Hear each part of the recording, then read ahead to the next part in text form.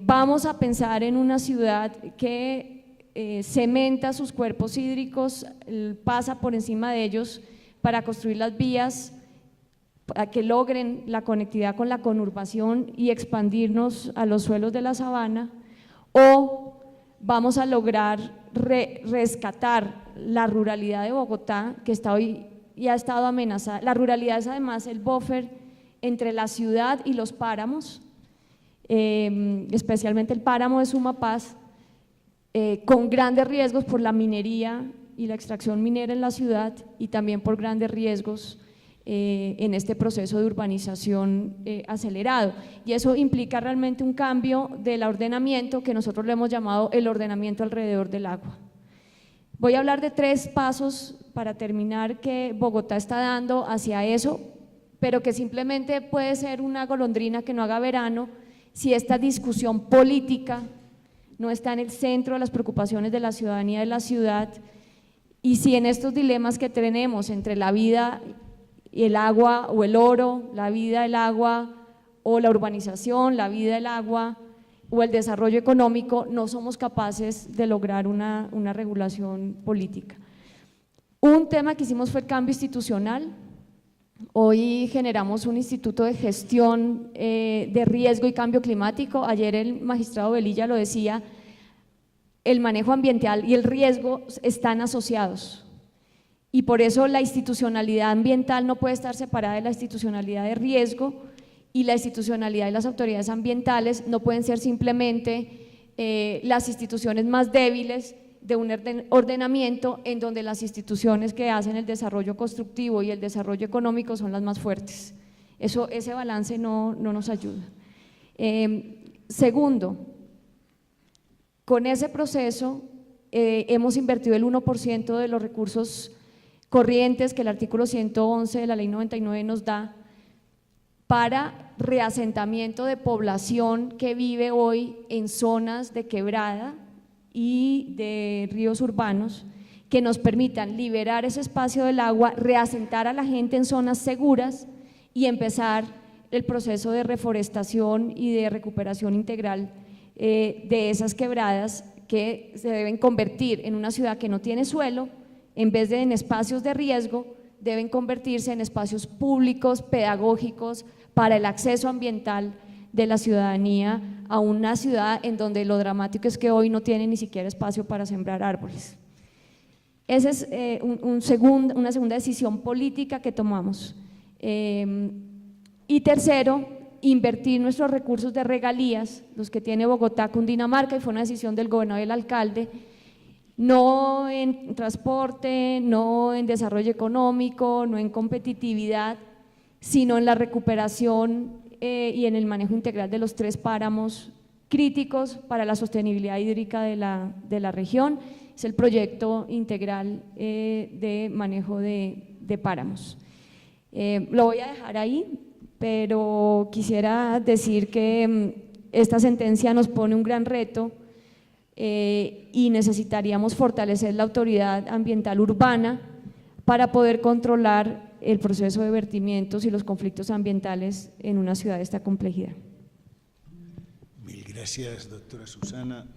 Nos deja bastante preocupados, pero al mismo tiempo vemos que hay claridad y comprensión en esta compleja situación y momento que vive la ciudad, en donde vemos muy comprometido su futuro sostenible, pero hay vías de solución, y a ver la mesa cómo dialoga en torno a lo que nos ha planteado. Doy la palabra al doctor Luis Fernando Macías, presidente del Instituto Colombiano de Derecho Ambiental. Bien, bueno, muchas gracias al doctor Velilla, a sus magistrados auxiliares por la invitación para compartir algunas reflexiones sobre un tema tan importante como es el río Bogotá, pero desde el punto de vista jurídico de lo que es el fallo, ¿cierto? Y algunos comentarios que yo ya he realizado en ámbito jurídico. Pero a mí me parece, y yo me adhiero a lo que decía el doctor Carrizosa, ahí es que plantear reflexiones. La primera, si bien voy a hablar del derecho, el derecho no es algo inerte, no es algo que esté ahí frío, como la gente cree hoy. y hay un contexto cultural, un contexto incluso filosófico. Y la pregunta no es solamente el río Bogotá, es Colombia. Bogotá es el centro y Colombia está alrededor de Bogotá. ¿Dónde está o qué papel ha jugado el agua en el desarrollo del país? ¿Cómo se han construido las ciudades? Muéstrenme una ciudad en Colombia donde el río es importante para su integración como sociedad, para construir tejido social. Ninguno. Digamos, yo por mi trabajo recorro mucho Colombia y he recorrido mucho el país en muchos sitios, y uno ve siempre las ciudades de espalda a los ríos y de espalda al agua. Bogotá se funda a 1000 kilómetros del mar. ¿A cuento de qué? Como dice William Ospina en su libro Ursúa, lo fundan en un sitio donde no pasa ningún tipo de río, donde nacen los ríos, es decir, no se puede navegar. Entonces, de entrada ya desde su fundación en Bogotá, fue de espaldas al río Bogotá, porque ¿dónde estaba el río? Este sitio está sobre un área de protección, ¿cierto? Digámoslo, sobre la ronda de un río y de un cuerpo de agua, porque canalizamos los ríos. Segundo, no conocemos el país. No conocemos el país. Entonces, a mí me parece que eso hay que tenerlo en cuenta. Segundo, ¿cuál es el modelo de desarrollo que quiere el país? Y nosotros nos quedamos hoy, miremos atrás. En los años 30 del siglo pasado ya había legislación de aguas. En 1928 se hace una norma donde dice: la fuerza hidráulica de las aguas son bienes de dominio público y su uso requiere concesión, no concesión de agua, sino concesión del Estado. Eso fue privatizado con la ley 143 del 94 porque deroga esa ley. Entonces vemos nosotros que las políticas públicas y las normas han ido en contravía, ¿cierto? Muchas veces de algunos modelos de procesos, llamémoslo así, de aprovechamiento de los recursos naturales renovables. ¿Y cuál es ese aprovechamiento que quiere el país? Hoy en día promovemos entonces sectores de desarrollo como la minería, los hidrocarburos, construcción de vías, pero promovemos también la creación de áreas protegidas y creamos una contradicción y una tensión y un conflicto necesario. Y las normas van en ese camino. Por otro lado, ¿cierto?, ¿cuál ha sido la visión que las élites colombianas han tenido del uso de los recursos naturales? ¿Para qué los han usado? ¿Por qué se perdió esa constancia que venía desde los años 40, 50 incluso, en el mismo Frente Nacional, porque la ley segunda es una ley del Frente Nacional, ¿cierto? ¿Qué pasó allí? ¿Qué se perdió cuando había una importancia en los recursos naturales? Y se buscaba la protección de los recursos naturales y la defensa del medio ambiente. No conocemos nuestra historia y por lo tanto no conocemos nuestra historia jurídica. Entonces a mí me parece que eso también juega allí un papel. Segundo, decimos, no, es que la gente se hace en las vertientes. Perdón, es que son desplazados, es la pobreza, no es que la pobreza afecta el medio ambiente, no, es que la pobreza es consecuencia de un mal manejo de pronto de los recursos naturales. Entonces los sectores excluidos de la sociedad tienen que irse a las fronteras de donde les dejan un territorio que es, me parece, estas zonas sensibles y de tragedias. Ahora decimos Bogotá, pues es que ¿cómo va a ser Bogotá si cada día hay más gente? Y todo el desarrollo del país está centrado en Bogotá. Entonces, ¿qué sacamos con hacer reservas forestales, ordenar cuencas, si cada día hay más gente? Y más gente que demanda servicios. Entonces, ¿qué normas van a servir allí? Eso me parece a mí que es importante. Y eso nos lleva también a otro tema, y es que las normas hoy en día son arcaicas, son normas de un país que no es el de hoy. Entonces resulta y pasa que en vertimientos tenemos una norma que en la parte sustancial es del 2010, ¿cierto? 2009. Pero en la parte de estándares es de hace 30 años, del año 84. ¿Y por qué no la han sacado?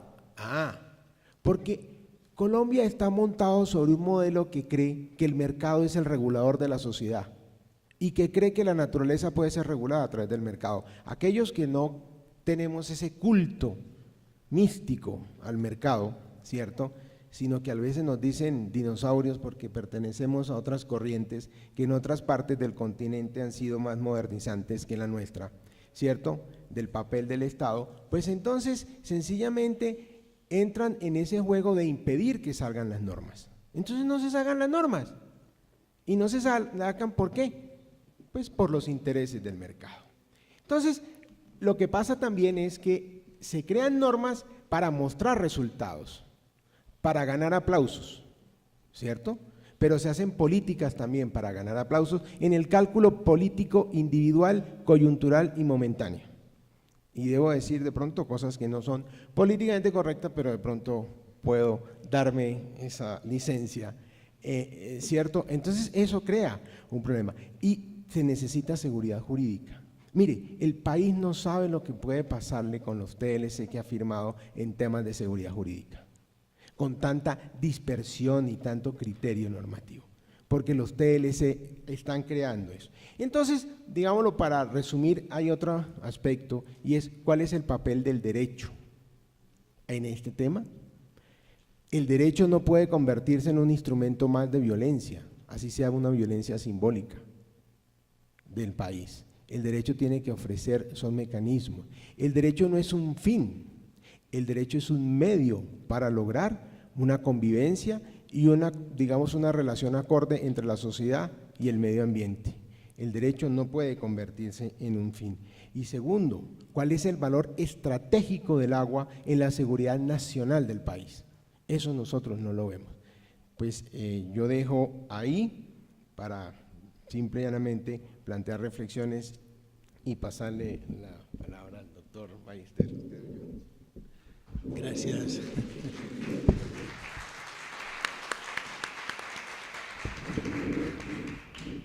Gracias, doctor Luis Fernando, por plantearnos en el diálogo la mirada sobre temas fundamentales, como son la definición de qué tipo de sociedad queremos, qué tipo de desarrollo, hacia dónde vamos, que integralmente no se discute ni se tiene claro en el país. Doy la palabra a seguir al doctor Alfredo Ballesteros, director de la Corporación Autónoma Regional de Cundinamarca. Alfred, doctor. Muy buenos días. De verdad que antes de la intervención, hacer un reconocimiento y dar un saludo especial al magistrado Marco Antonio Velilla por generar estos espacios de discusión, de reflexión tan importantes y tan necesarios para avanzar en la recuperación de nuestro río Bogotá y en la gestión integral del recurso hídrico, como es el propósito de este foro. Y atendiendo el llamado que nos ha hecho el magistrado a participar con aportes y recomendaciones, como director de la Corporación Autónoma Regional, yo quiero decir que esa afirmación que hacía el magistrado ayer de que somos los condenados más felices que él ha visto, tiene toda la razón. Yo creo que somos unos condenados de la sentencia de la Acción Popular felices porque soñamos con ver el río Bogotá recuperado. Sentimos que se han hecho cosas importantes, como señalaba el doctor Carrizosa, pero que definitivamente tenemos que avanzar todavía muchísimo porque el daño y el deterioro que hemos causado en el ecosistema es enorme. La sentencia contempla una serie de acciones que van por la vía correcta y que nos van a permitir avanzar en la recuperación. Pero la sentencia pone de manifiesto algo significativo y que es una verdad. Nos ha hecho falta articulación interinstitucional para recuperar la cuenca del río Bogotá. Allí la sentencia plantea la creación de una gerencia estratégica de la cuenca, posición que nosotros le manifestábamos a la ministra de Ambiente como autoridad ambiental regional sobre el río, compartimos y creemos incluso que esta gerencia debe estar en cabeza del Ministerio de Ambiente como órgano nacional con la capacidad suficiente para convocar a otros actores institucionales, a otros actores públicos, pero también actores privados en la recuperación del río.